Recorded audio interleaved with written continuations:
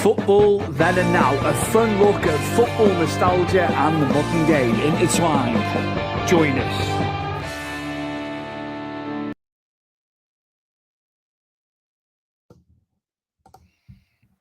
Well, we are back for a nostalgic episode, Chris. So it's episode 41 of the show. And we were talking, weren't we, about tournaments. I said about World Cups and stuff off camera over the last couple of days. And you said you came out with a corker, Le Tournoi 1997, which had Brazil, obviously France, Italy, and England in the tournament. It was round robin. It was a league format. They all played one another. And what an iconic tournament. Just amazing. So it was brilliant when you brought this up that you wanted to do this one. Do you know what? When I was researching it before bringing it up to you, when you mentioned about the World Cups and what did I fancy, and obviously you were expecting me to pick up the year of a World Cup, but then I remembered this, and probably in our own lifetime we've ever seen England ever win anything. It was the Le Tournoi. But look at the teams or the countries in this league. I mean, why don't we see this more often? And these, at the moment, you had France, Italy, besides England, because we knew who played for England at the time. And at Brazil, it was in between its infancy of Romario and Ronaldo sort of swapping places, and Romario obviously coming away. And Ronaldo becoming, the big thing he came out to be, from this now onwards, if you think 97 onwards, Ronaldo was the most talked about player ever. But obviously my heart always goes to Romario, Stuart, hence why I've sent you a photo of Romario. I will get the man, the legend up now, because he was so well known. But again, I think he gets mistreated a little bit for what he actually did, Just what a player. But small in stature. But my word, we've spoken about Romario, haven't we, since we started the show last February, but just brilliant. Good shot that as well, Chris. He's losing his hair a bit there, isn't he, on top? But, we'll forget about that. You know what I mean? The skills just with the ball, with the foot. I can go on about Romario, for hours because, he influenced me as a young lad, didn't he? And I spoke about that when we talked about him. It's what made me fall in love with Barcelona was that one man. But as we said off camera before, it was the changeover, wasn't it? So in this competition for Brazil at this time, a lot of the oldies were getting replaced by the youngsters who we obviously knew more of. Your Roberto Carlos's, Ronaldo's, Rivaldo as well, I think was just getting in the team at this point. And, these were swapping over your Zigos, your Romarios, your Cafu's obviously were breaking in at this point as well. I can't remember he played right back in 97 for Brazil. Aldair was there as well, wasn't he? They had Aldair playing. But you were seeing the changeover, hence why obviously Brazil became a menace, after this tournament. And very lucky England played them last game of the tournament, really, because they got outplayed by Brazil in that game. The rankings before this tournament, Chris, because I was doing a bit of swatting up beforehand. Brazil were ranked second. Yeah, I've got it here. France were third in the world at the time, obviously just before going into that tournament in 98 and winning it. Italy were fifth. England were the lowest rank of the four. They were seventh, but they obviously went on to top the group. So the rankings... Didn't matter, did it? They flipped reverse with the old rankings because England ended up winning the whole thing. And England only scored 3 goals to win that tournament as well. And the highest scoring game was Italy and Brazil, which was 3-3. Yeah. Del Piero got 2 of his 3 goals. Del Piero became top goal scorer as well for that tournament. And you had Ronaldo and Romario playing in that and Alan Shearer. So quite the feat. Right. Del Piero. A lot. Yeah, I think Del Piero was in the 23 at the time. He was young, 22. So he went far off. Yeah, 22. Very young. Shows you the caliber player that Del Piero was, though. As much as we know him as a Juve legend, he was a fantastic footballer to watch. Maybe it's something we can pick up on later on in the year when we can, pull some other players up that that we enjoyed, and obviously people that watch the show can concur with us. But I will tell you, Stu, Romario was only a goal behind Del Piero in that competition. Yeah. But you know what? You look at it, and there's only been 2 Little ever been, as a competition. I think one was back in 1978, but I don't have much on that. But would you say in this tournament, as much as you say England won it, it was outshadowed by probably one of the best free kicks taken ever? No, I'd heard about this before. The highlights were on ITV that evening because we had teletext going. And it said that he scored this worldie, and it's the sheer fact that he took a 20-yard run at Roberto Carlos, as he used to, yeah. and the ball was 30 yards out. So he's hit it with that much ferocity. It was just it was the run up to it, but you just weren't expecting it to curl out as if it was going wide. And it just went in, and nobody's done anything on a par with that ever since. I think no way. Barthez was stranded. Yeah, couldn't get near it. It was so deceptive, that ball. It was the speed of the ball as well, though, wasn't it? Yeah, he put so much power and curl on that ball. And you don't forget, it wasn't a high free kick. It was quite a low, like a low ball of a free kick. You know what I mean? But the curl on it, and you see the curl. I couldn't get a good enough picture, Stuart, of the actual ball going in the back of the net, because you got to appreciate, as you said, how far the ball was going out before it curved back in, and I think you have to watch it to do it justice. Pictures, are brilliant, but to see the video of it and the actual physical curl. And how sweet Roberto Carlos has hit this free kick. Yeah, I think it's one of them, what people say about having screensavers in your head of certain times in your life. And when you talk football and you talk about best free kicks, obviously we haven't done that one yet, but we'll get round to that this year. This beats the lot, doesn't it? Just for pure skill and the fact no one else has managed to do it since. How many kids around our age, probably even now, have seen the goal and have tried to recreate that? Oh yeah, we did as well. I remember. I wonder how many kids in Brazil, because you know how football mad they are there. They'll play anywhere. They will play anywhere, those kids. So yeah, especially in our times, because we were young. We were 11 years old when this tournament was on. You were just captivated by that goal, and everyone was trying to hit that ball like that. I wasn't good enough to curve the ball as it is, and he did it with the inside. The outside of his foot. I could never get round to doing them. I'm okay with the inside, but the outside, it just shows you the quality. And he did score a lot of free kicks for Madrid, more so than Brazil after that. But yeah, you can't recreate a masterclass like that. It's one of them, one in a very few dozen people can do. And as you said, no one else still at this point can match that. But we'll go to the game, Stu, because as much as the free kick was absolutely amazing, but we're missing the parts of how good the actual 3-3 of the game was between France and Brazil. Chris. Yes. That was against Italy, the 3-3. Oh, my bad. Then you're right. 1-1. 1-1. And I can't, for the life of me, I can't remember who Keller was for France. But he got the first goal on. He got the equaliser 55 minutes. That's right. Yeah. My bad. 21. Sorry, carry on. No, you saying sorry? It should be me saying sorry. But there you go. Yeah, you're right. That was the opening game. Is it? How good's your French now, Chris? The Stade de Gironde. I never did French in school, but Stade de Gironde, I would say. But I think we're nowhere near it. And Kim Milton-Nielsen was the ref, famous ref for international games, World Cups, Euros. Sorry, carry on. Sorry. No, but there was a good game. It was tight. Because don't forget, again, you're looking at, if you can bring the picture up of the French team for us. My God, yeah, of course I can. Yeah. And again, like Brazil, you've seen the changeover of certain players that were breaking in at France at the time. Desai's there. Look at a young, short-haired Robert Perez.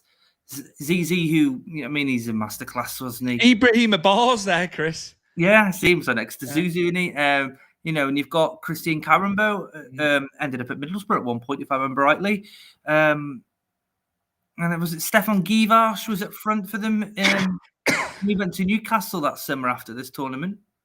And the current France manager, Didier Deschamps, obviously Laurent Blanc there. Is that Lisa Rizou down there? Yeah. Jiu-Jitsu masterclass man now. And he was a hell of a good left back, by the way, Stu. Again, successful player doesn't get enough praise. It's another one that, people will remember him, of course. But yeah, he was a mainstay, wasn't he? Especially when they were doing so well. But Bayern as well, he was good with them when he played for Bayern. But you, again, like Brazil, going back to this whole thing, it's the changeover, isn't it?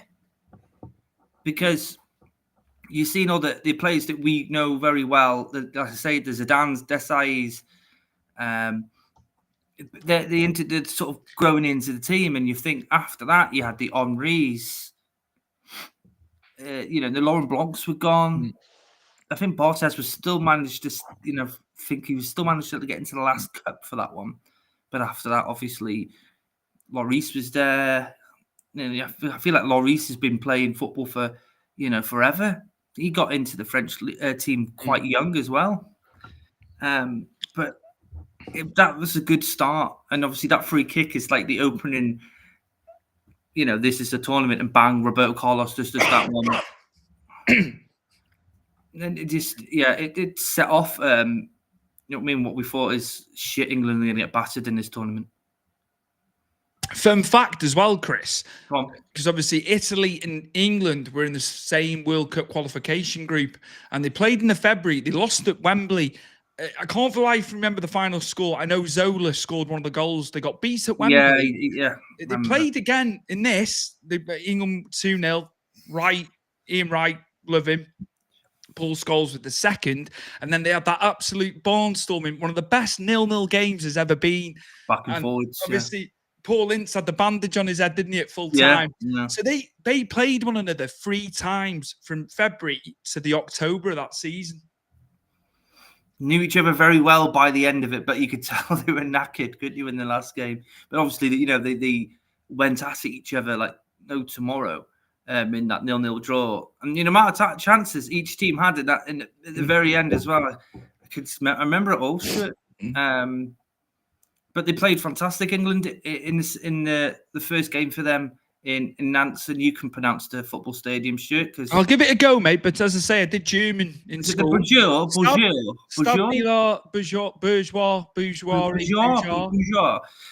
to all the French people that watch us, and we are. Gunter Benko was the referee. I'd be lying if I said I can remember him. He was Austrian. He was the ref, and there was an attendance of 25,000, and it was on the 4th of June, 1997.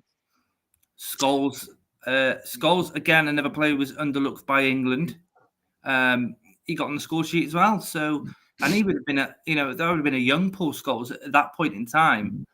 And why is my screen so bright? But they were fantastic in that. And as you said, Stuart, they only lost not long ago to Italy. And, it was such a difference in that game to this game, and England obviously just turned up, and France just didn't at that point. But it was a good start for England, and then you go to the second one on the 7th of June, 1997, and I'll attempt this in Montpellier, the Stade de Mousson. There you go, to get a bit of French twang at the end of that one. Last minute goal, pretty much, wouldn't you say? Alan Shearer in the picture, obviously, you have there in front of us with his traditional hand in the air. I'd love to think what we were thinking back when this point was happening. They just played so well, like literally, and to lose to Brazil at the end, but they'd done enough, hadn't they? And Chris, they only scored 3 goals in 3 games, England, to win it. Do you know what I mean? Let's get a bit of context there, because the other teams, if I just pull up that table, you had Brazil scored 5, conceded 4. France only scored 3, conceded 4, but they ended up third. Italy scored 5, conceded 7. But yeah, England were on a +2 goal difference with 6 points to Brazil's 5, because Brazil didn't lose a game, did they? They drew 2 and won 1, but they didn't end up getting it. But fantastic for England, and it almost felt like a precursor. They could do very, very well in '98 with Glenn Hoddle, after seeing this tournament. But obviously, it didn't go to plan. Did it out in the second round against Argentina? But I felt, they're looking strong here going into next year's World Cup. But we didn't know at that point if they'd qualified or not, had they? Obviously, we spoke about we had to go the draw in Italy, in Rome. We had to go to Rome, if I remember rightly. Yeah. I mean, and you look back, and it's hard to find videos of the tournament for some odd reason. You think they'd be all over the place, seeing as England last trophy. I know it doesn't mean anything, but it's the last trophy they've ever sort of raised, isn't it? Really, in anything, and even in shitty tournaments that they've been in since. But the class, if the 4 teams that are in there, and I mean, and you've got 3 Europe, 1 Brazil, 1 from South America even. And what show it got put on. And all these youngsters come to the forefront that you were making their names, just starting making their names. And they're knocking on the door, blasting through. And good old Romario is still standing tall. But I think this is a good gateway where, why aren't more tournaments played? I'm sick of friendlies. You're sick of friendlies. I think anyone who watches for the Premier League is sick of it. They're becoming less and less now because of the Nations League on top of the qualifiers. But yeah, you're still getting him. Don't get me wrong. There's still friendlies. Yeah, I agree, mate. I agree. I'll go back. Just coming off this for a second. Look at the Umbro Cup in 1995 that was held. Yeah. Obviously, it was held in England. But they're getting ready for the Euros in '96, of course, in England. Mm-hmm. And Goodison was used, so that was fantastic for us as young fans, wasn't it? Yeah. Ronaldo, he was in the World Cup squad in '94, but he played really well in the tournament in '95, the small tournament that they had. It was brilliant. Japan were in that as well, weren't they? Yeah. See, this is what I like about it, though. It throw a curveball in there.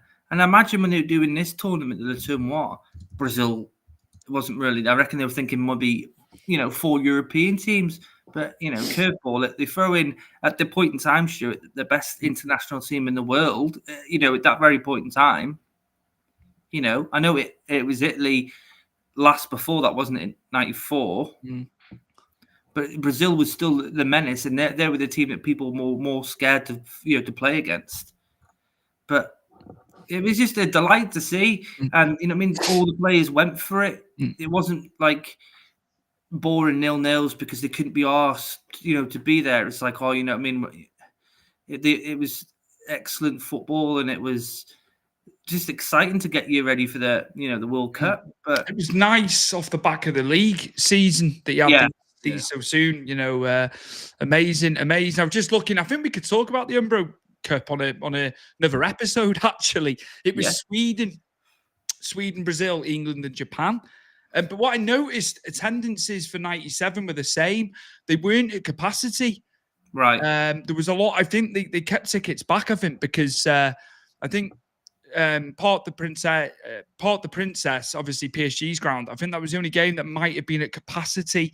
It was 40,000, but I'm not sure because I think it holds 50 now, doesn't it? But they were a lot smaller, the attendances. Those stadiums weren't full in France, and it was the same for the Umbro Cup. There was 21,000 in Wembley for England and Japan, and there was 29,000 at Goodison. So I think they didn't overfill the stadiums for it. Stupid, really, because you're looking at the teams that you're watching. Maybe mine is Japan for the Umbro Cup, but you'd think that people would still, come in the groves to watch all these sort of different players that you wouldn't normally watch because they don't play in our domestic league.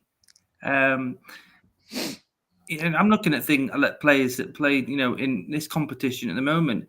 I know Attilio Lombard because he played at Crystal Palace, didn't he? Very briefly. Kasaragi before his really bad injury. What a player he was going to be, mate. Chelsea, wasn't it? They got him, and Yeah. He got that really injury bad. at Villa That's very it. early on, wasn't it? It was like in the August, wasn't it, when he Mhm. went down with that, and that was it. And he Yeah, it was. was at Lazio, wasn't he?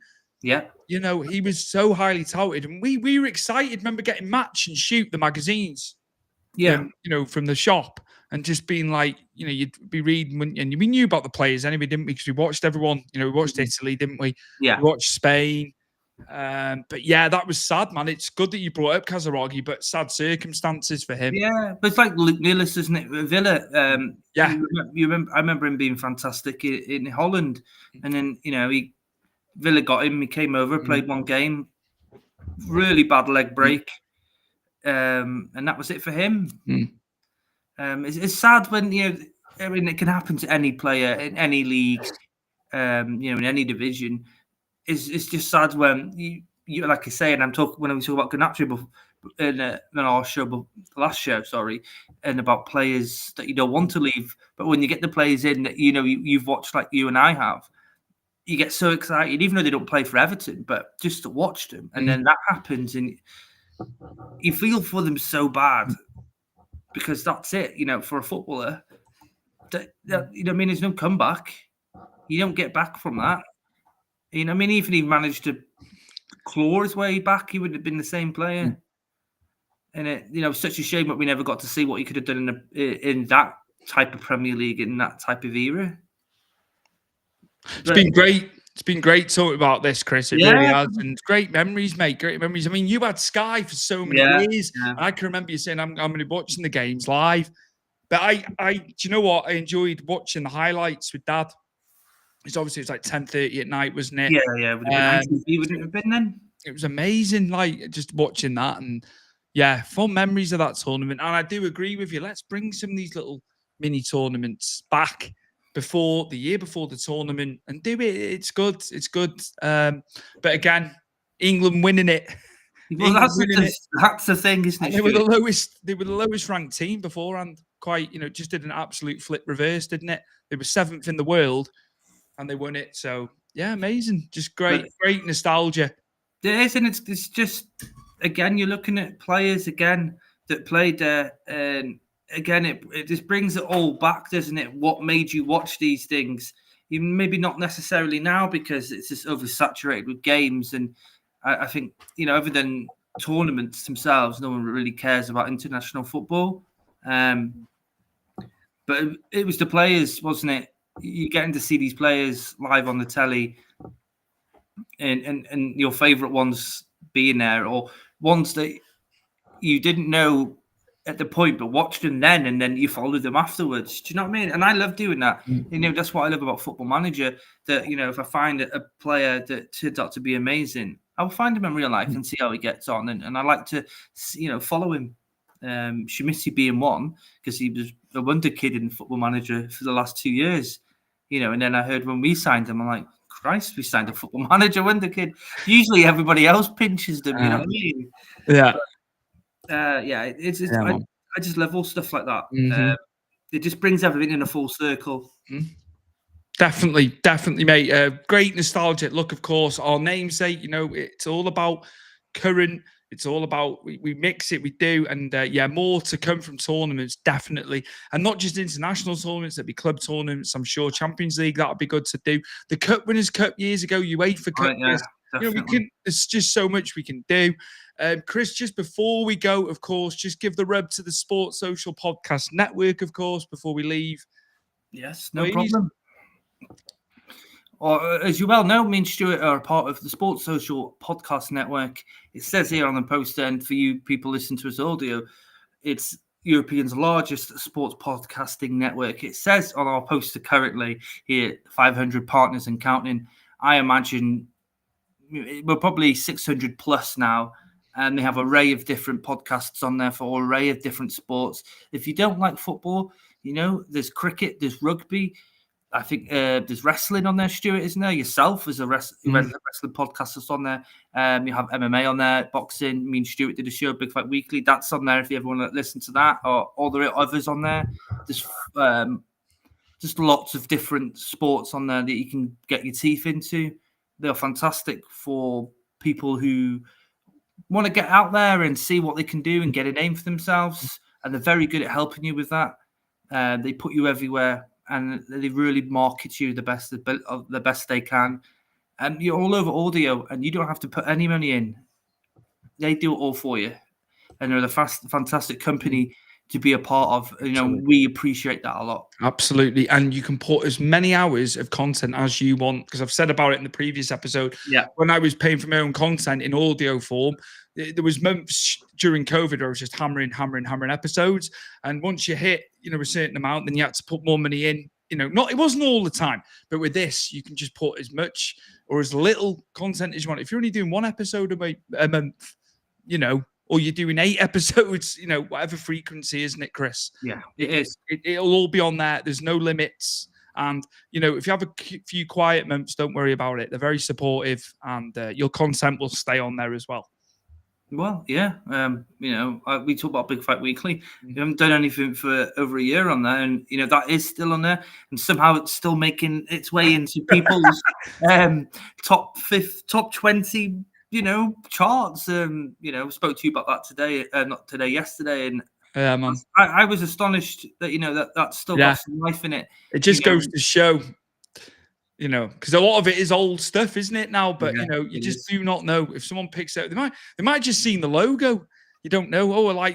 You could be enticed in by a logo, couldn't you? Maybe it was the intro, Stuart. They did. They know what we did. And we just matched everything in and that. They like that. You see. Yeah. Or maybe it's like us just chatting. It was a nice little nugget that yesterday, Chris. To be fair, I was like, chuffed for that. Just because we haven't done anything. And we did like a year-end one in 2023, didn't we? A special on Stu's podcast for it, but really it was 2022, wasn't it, when it finished? Yeah, the last physical one. Yeah, look, it's. I'm grateful for it. I think the pair of us are. It's what got us started together and doing something. But it is where it is now, and we're happily doing football, and this is what we wanted to do, for a long time.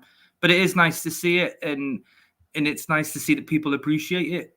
And maybe one day, if necessary, it's happy to throw one out there. But at the moment, we are absolutely happy where we are. Absolutely. The birthday boy tomorrow, of course. Yes. So I've got to get that one in before we leave. Obviously, this episode will probably come out after. But yeah, it's Chris's birthday tomorrow, Thursday, the 23rd of January. Always remember it. There's only 3 months difference, but you're obviously the elder statesman of the 2. Cheers, mate. Enjoy it. And as you were saying off camera, you're having extended time off as well. You're not back in work till Tuesday. Yeah.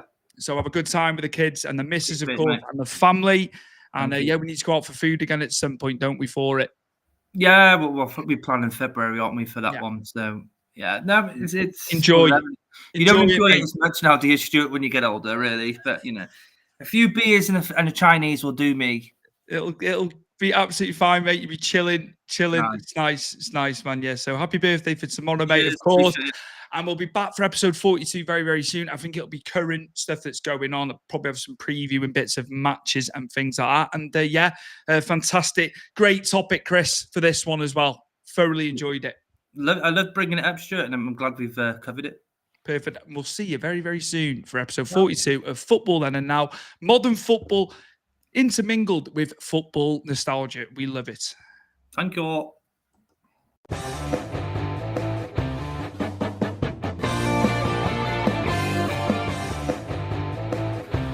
Football Then and Now, a fun look at football nostalgia and the modern game intertwined. Join us.